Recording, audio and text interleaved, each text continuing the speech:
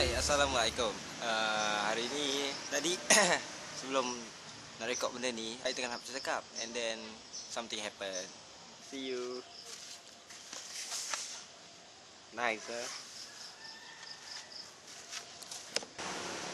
I was holding the camera actually, and then diorang just came up. So I was like, hell yeah, let's record them. Oh shit, the owner of this house dah keluar. Mari kita lihat. Dah makin malam ni. Gambar boleh tak clear. Nak mengerit. Kau siang tak ada masa. Kau tidur sini kan? Kamu aku bengkak-bengkak di ubuh. Tak habis gambar bukan muka dia. Alright, Assalamualaikum. Hari ni special sikit sebab bukan tempat lain, tempat baru. And satu sini hujan. And I pada kawan dekat Yugoslavia yang akan merepotkan cuaca di sana. Bagaimana cuaca di sana, Kak Elika? Assalamualaikum warahmatullahi wabarakatuh. Sekarang cuaca tengah windy. Can you see my tudung is terbang-terbang? Salam. Yes, I can see your tudung is terbang-terbang. Alright, back to the business. I mean, luar sana mesti banyak vlog. Vlog. Apa salahnya kalau cuba vlog? Alright, I nak rant sikit about vlog. Alright, recently aku ada seorang friend, dia bagi tengok blog dia. I take a look at that blog. I mean, I scroll down, it goes like itu memang gaya blog. Suka hati bapak lah tulis apa. But does it really require, asking people to read for it? If ada very useful information, tak apa. Ini dalam tu more talk about, let's take example. Contoh, Grandpa dia being called Robocop, naik motor tut, and then orang panggil Robocop. I was like, what are you trying to say? And sampai satu tahap tu I was like, I'm a bit lost. I tak tahu what's the point of that story, that blog. Okay, and then dia ada story satu lagi pula about dia pergi ke satu kedai mamak and they eat something kat sana. Kedai tu terlebih cili kot. Kedai tu taruh terlebih cili.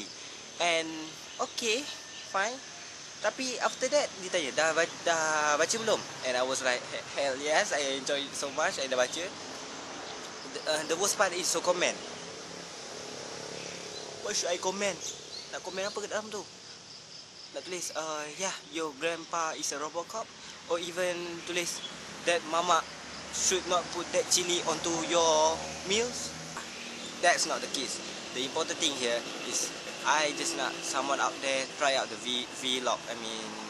Vlog macam sekarang I buat, it was fun, seronok.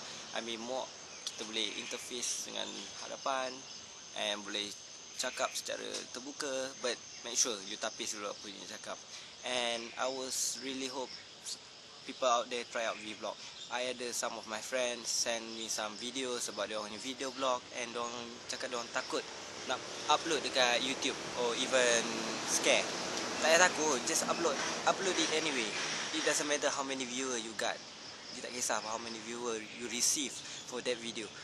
After that you boleh view balik, and it was kinda interesting kalau dapat tengok video you sendiri talking. And yes, kalau someone out there yang ada video blog, please let me know. I would love to watch it.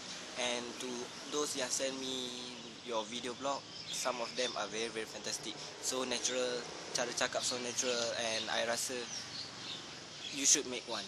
The other thing about video blog is you tak mesti ada topik. You boleh tulis lah macam apa yang you tulis dalam blog.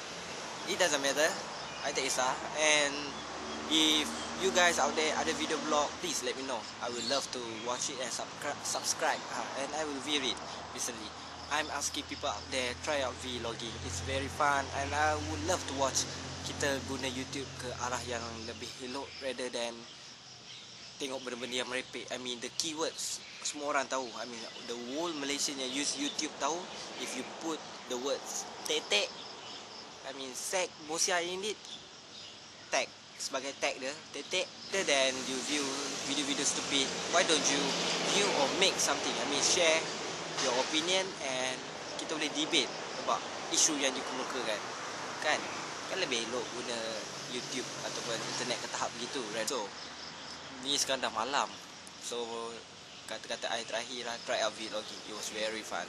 And for those yang keep supporting me and view my video, once again I love you guys. Out. Assalamualaikum warahmatullahi wabarakatuh.